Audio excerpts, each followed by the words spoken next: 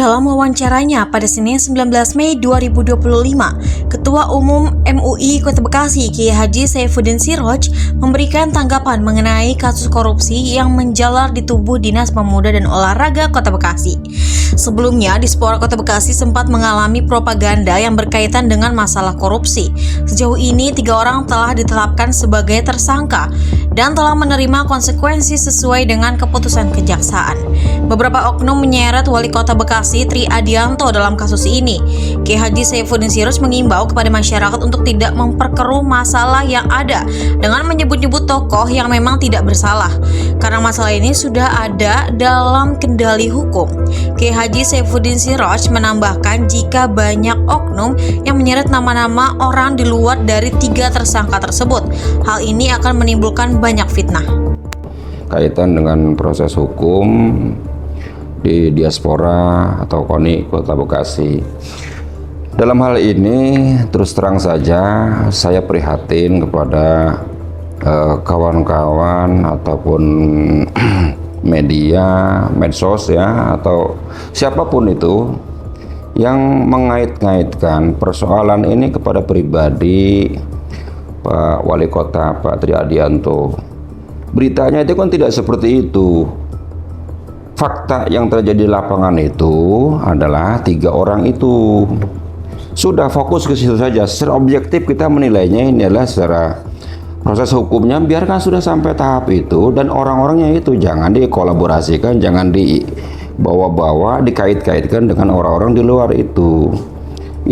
Itu sangat subjektif ya. Jadi kita bagi-bagi nih permasalahannya, jangan dibiaskan ke hal-hal yang sekira itu berbau fitnah, dusta, bohong, hoax dan lain sebagainya. Mari sama-sama masyarakat Bekasi kita melihat ini secara cerdas, secara hati nurani yang sehat, bahwa saya ingin men-stressing yang pertama, kasus hukum yang sedang bergulir ini biarkan dia berjalan sesuai dengan tracknya, sesuai dengan pasal-pasal hukumnya, kasus hukumnya, dengan person-person yang tertentu itu saja sudah.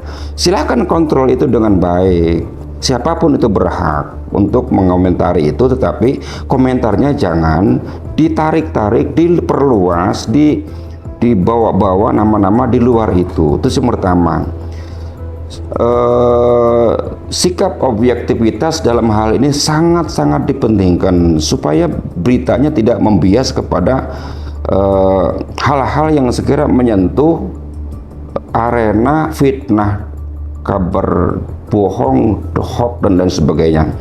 Pak Wali Kota secara definitif dan secara politik demokrasi sudah selesai.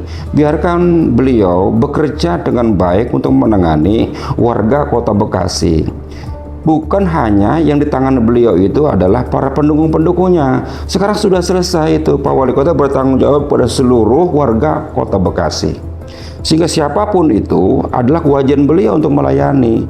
Sekalipun mereka kemarin waktu pilkada itu tidak mendukung. Sebagai wali kota, beliau tidak punya pikiran seperti itu, saya kira. Siapapun warga wali kota Bekasi yang mendukung dan tidak mendukung, semuanya adalah warga kami dan kami bertanggung jawab. Saya kira pikiran seorang pemimpin ke sana arahnya. Jangan kemudian kita sebagai warga Bekasi ini ikut-ikutan mengomentari dan apalagi mengaitkan kasus pada beliau. Biarkanlah itu secara objektif seperti itu. Tindakan subjektivitas agar dianulir, direm sedikit. Kita dalam hari ini mendudukkan persoalan itu sesuai dengan proporsinya. Jadi jangan sampai berimbas ini menjadi fitnah dan sebagainya sehingga menimbulkan kegaduhan di masyarakat. Timbullah kemudian sangka, menyangka, duga, menduga, suuzon dan sebagainya. Ditinjau dari seagama itu sangat merusak loh hubungan komunikasi antara sesama. Jadi biarkan, tolong ini biarkan secara hukum berjalan, tetapi wali kota beri ketenangan. Mari kita ciptakan suasana yang kondusif. Bagaimana kita mempersilahkan beliau untuk menata Kota Bekasi lebih baik Pada lagi. kesempatan yang sama, Kiai Haji Saifuddin Siroj juga membahas mengenai Haji 2025. Kiai Haji Saifuddin Siroj mengatakan bahwa pemerintah Saudi Arabia mengklarifikasi pengelolaan sistem baru. Sistem baru yang dimaksud adalah sistem syarikah. Langkah ini menjadi yang pertama kalinya dilakukan karena sebelumnya seluruh layanan haji hanya ditangani oleh satu syarikah saja. Menurut Kiai Haji Saifuddin Siroj bahwa kita harus percaya dan husnuzon mengenai otoritas Arab Saudi yang lebih paham bisa memperbaiki kesalahan pada sistem lama. Masalah haji memang beberapa hari ini menjadi trending topik tentang pengelolaan sistem syirkah yang baru diterapkan masa musim haji 2025-2026. Saya mengikuti perkembangannya, alhamdulillah semalam itu sudah ada klarifikasi dari Kemenak RI dan pengelola BPIH di Mekah dan di Madinah bahwa syirkah-syirkah ini kebijakan baru pemerintah Saudi Arabia tentang pengelolaan ibadah haji. Saya yakin setiap sistem, perubahan sistem dan pengelolaan itu menuju ke hal yang lebih baik. Kita yakin pemerintah Saudi Arabia sudah berpengalaman.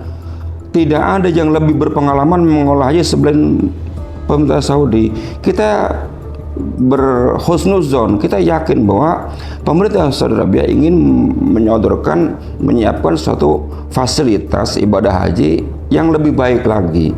Sistem syirkah ada pilihan terakhir untuk diterapkan tahun ini. Adapun nanti itu ada beberapa hal yang tertinggal atau kurang pengelolaan dan sebagainya, saya kira ekses dari sistem baru. Perlu adaptasi, perlu pemahaman, perlu penyempurnaan juga karena sistemnya baru. Nah, disinilah perlu ada kesabaran. Bagaimana kita berikan kesempatan kepada pengelola ibadah haji baik di internal Saudi Arabia maupun dari Kemenak RI.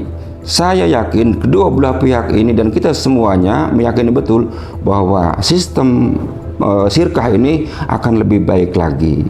Ini sistem yang terakhir digunakan, sehingga hal-hal yang negatif apapun yang terjadi selama bertahun-tahun belakangan ini diperbaiki dengan sistem baru. Itu husnuzon kita kepada pengelola ibadah haji baik dalam negeri maupun di Saudi Arabia.